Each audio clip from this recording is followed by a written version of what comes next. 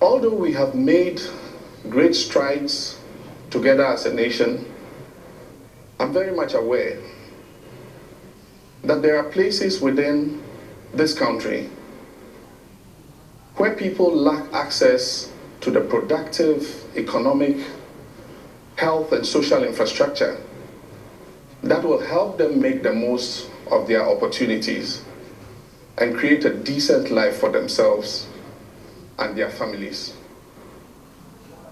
Together, we can change this. Together, we will change this.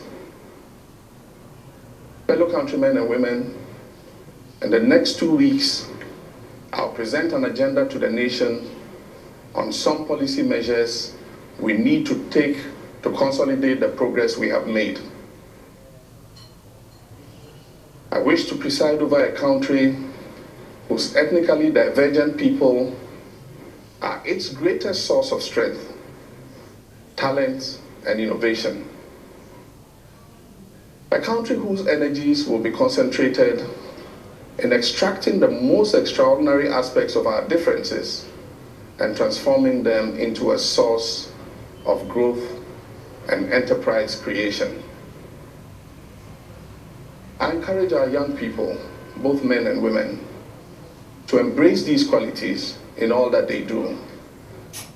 I encourage them to believe in themselves and to have the confidence to think differently, to do things differently and innovatively.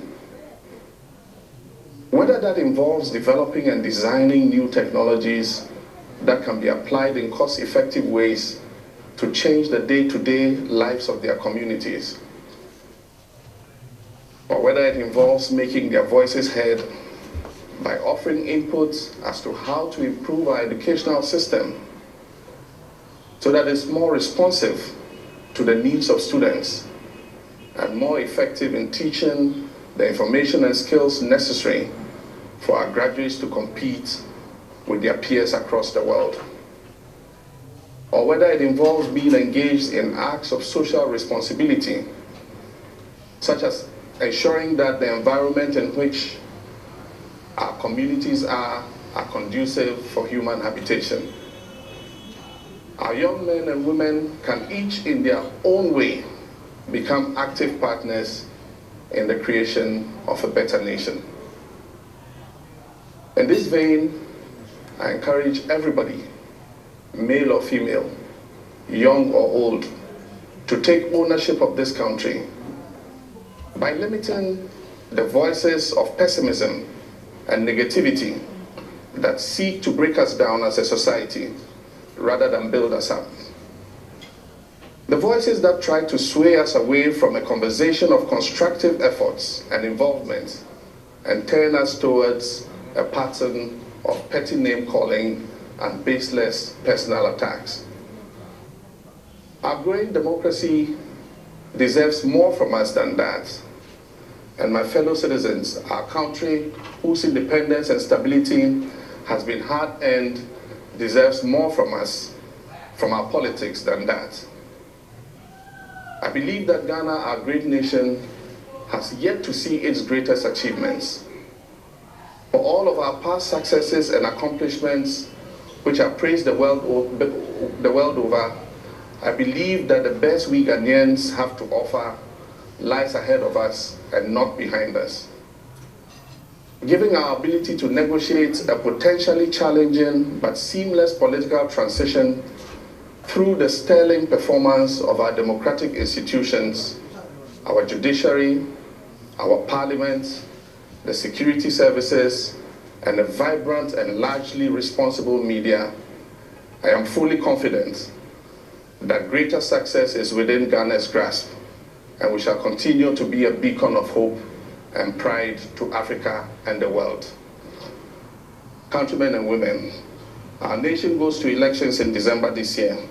I pledge to use all my efforts to secure our collective peace and security.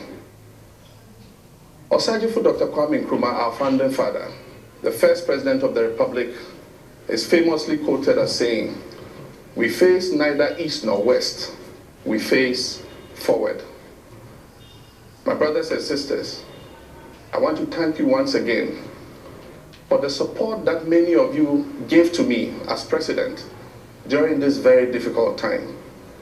I want to thank you for the support that we gave to each other. Let us continue to say our prayers for Professor Mills. Let our thoughts and prayers continue to be with his widow, Dr. Mrs. Ernestina Nadu Mills, his son, Kofi Atta Mills, and his entire family.